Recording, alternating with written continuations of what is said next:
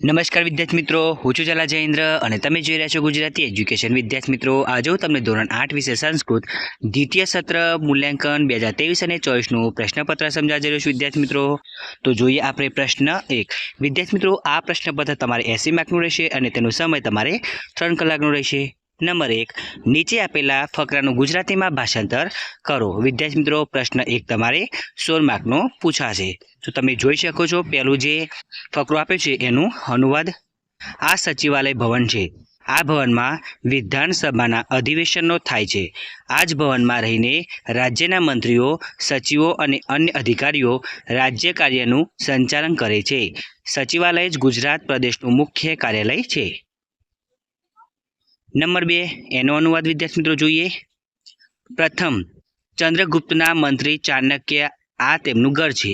બીજું, અહીં તેલનો દીવો છે, પાસે આસાન અને પુસ્તકો છે. ત્રીજું, ધન ક્યાં છે? પ્રથમ, અહીં તો નથી, બીજા ઓરડામાં પ્રવેશ કરીએ. હવે ત્રીજો જે ફકરો છે સંસ્કૃતમાં, એનો અનુવાદ જોઈએ. મનુષ્ય અને સિંહની અદ્વિતીય મૈત્રી કેટલાક વર્ષો સુધી ચાલી. માત્રાવાળાના નિધન સમયે દુઃખી થયેલો સિંહ સ્મશાન યાત્રામાં પત્ર જોડાયો. સ્મશાનથી તે સીધો વનમાં, જંગલમાં ગયો. ત્યાર પછી કોઈ પણ માણસે આ સિંહને જોયો નથી.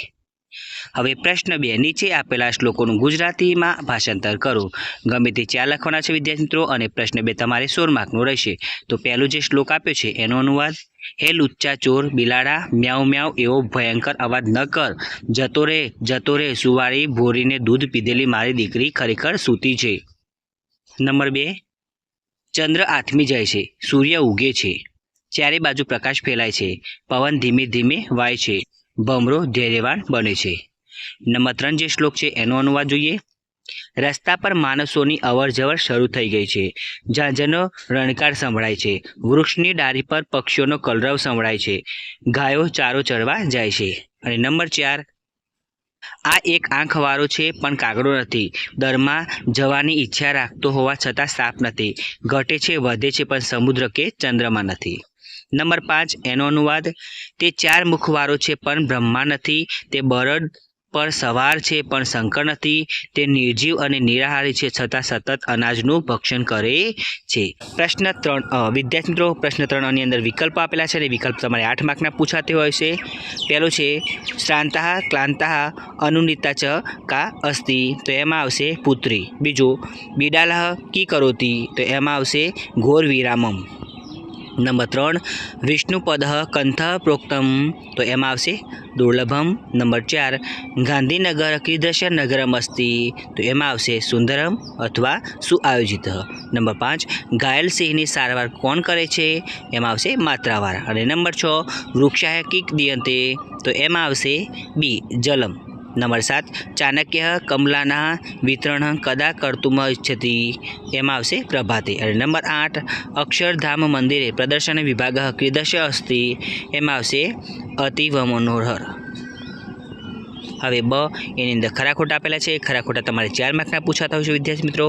તો પહેલું છે તમે જોઈ શકો છો ખોટું, બીજું પણ ખોટું, અને ત્રીજું ચોથું સાચું છે.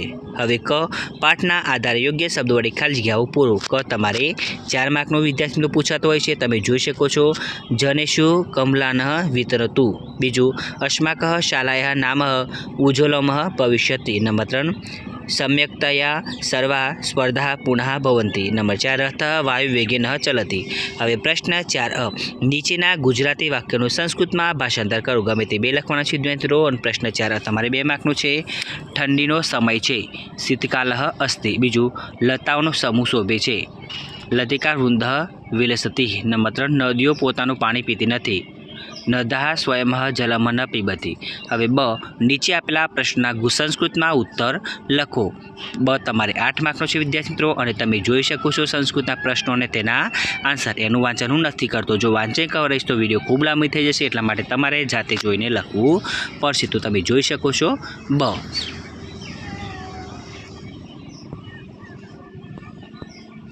હવે ક, નીચે આપેલા શ્લોકો પૂર્ણ કરો. ગમે તે 2 લખવાના છે વિદ્યાર્થી મિત્રો, અને ક તમારે 6 માર્કનો છે વિદ્યાર્થી મિત્રો. તમે જોઈ શકો છો શ્લોકો.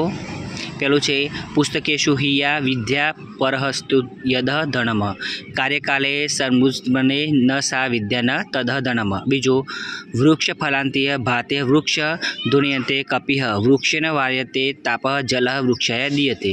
અને ત્રીજો છે ગૃષ્ટ પુનરપી પુનઃ ચંદન ચારુગંધ, છિન્ન છિન્ન પુનરપી પુનઃ સ્નાયુ ચૈવેક્ષુદમ, દગ્ધ પુનરપી પુનઃ કાચલ કાંતરે ન પ્રાણંતે પ્રકૃતિ વિકૃતિ જાયંતે સજ્જનાનામ.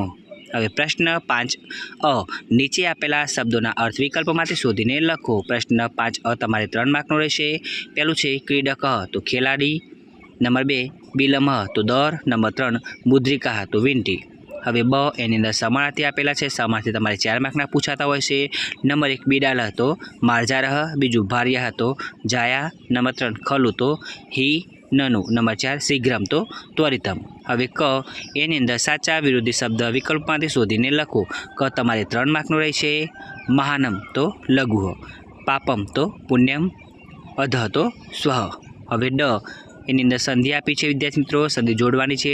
તમારે 3 માર્કનું રહેશે. તમે જોઈ શકો છો પહેલામાં પુનરનુતા, બીજામાં નાબમ, નંબર 3ની અંદર કાકોડ્યમ.